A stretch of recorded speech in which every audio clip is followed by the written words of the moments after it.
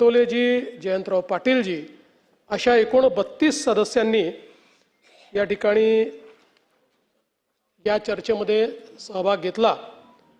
प्रामुख्याने कायदा आणि सुव्यवस्था, शेतकऱ्यांचे प्रश्न यावर ही चर्चा उपस्थित करण्यात आली होती आणि वेगवेगळ्या प्रकारचे मुद्दे मांडण्यात आले। काही मोलाच्या सूचना देखील या ठिकाणी करण्यात आल्या। खरं म्हणजे अध्यक्ष महोदय, परवा मी विधानसभेमध्ये भाषण केल्यानंतर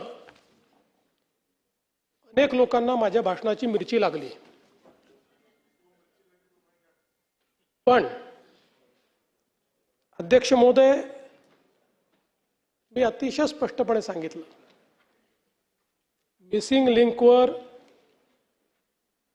जो काही त्या ठिकाणचा पूल आहे, केबल स्टेट ब्रिज आहे, त्या ठिकाणी जगातले सगळ्यात मोठे टनेल्स आहेत, याला एकही क्रॅक गेलेली नसताना, त्याचं काही नुकसान झालेलं नसताना 7,000 रुपये पाण्यात गेले, 7,000 कोटी पाण्यात गेले, 7,000 कोटी पाण्यात गेले। हा माझा अपमान आहे? महाराष्ट्राचाच अपमान आहे। खोट्या बातम्या पेरणं, अफवा पसरवणं हा महाराष्ट्राचा अपमान आहे। पण मी बोलता बोलता त्या ठिकाणी हिंदीमध्ये बोललो, भाडे के टट्टू। काही लोकांना त्याचे दुःख झालं आणि ते म्हणाले मुख्यमंत्र्यांनी सुसंस्कृत बोलायला पाहिजे होतं।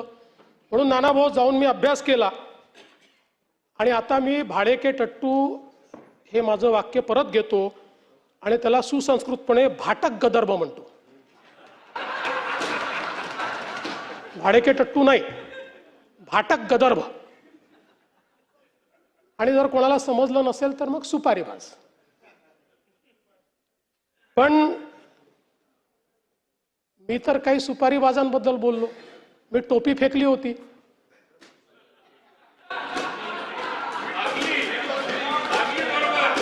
अनेकांना का लागली मला समजलंच नाही, अनेक लोकांना ती लागली।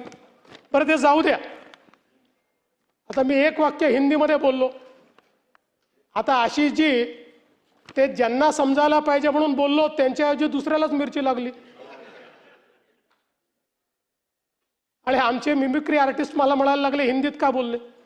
पूर्ण भाषण मी मराठीतच केलं, पण मला काही अडचण नाही, ते आमचे मित्र आहेत आणि ते मित्र असल्यामुळे राजकारणात तर त्यांच्यापासून आम्हाला काही धोका नाही, पण आनंद आहे ते राजकारणात आहे।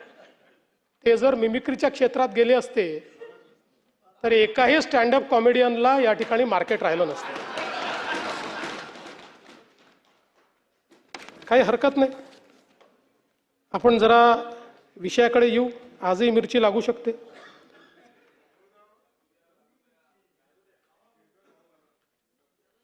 अध्यक्ष महोदय, खरं म्हणजे दरवेळेसच अंतिम आठवडा प्रस्ताव आपला कायदा आणि सुव्यवस्थेवर येतो। अनेक घटना सांगितल्या जातात, काही खऱ्याही असतात, काही थोड्या अतिरंजित देखील असतात। पहिल्यांदा सांगतो की ज्या विविक्षित घटना या ठिकाणी मांडलेल्या आहेत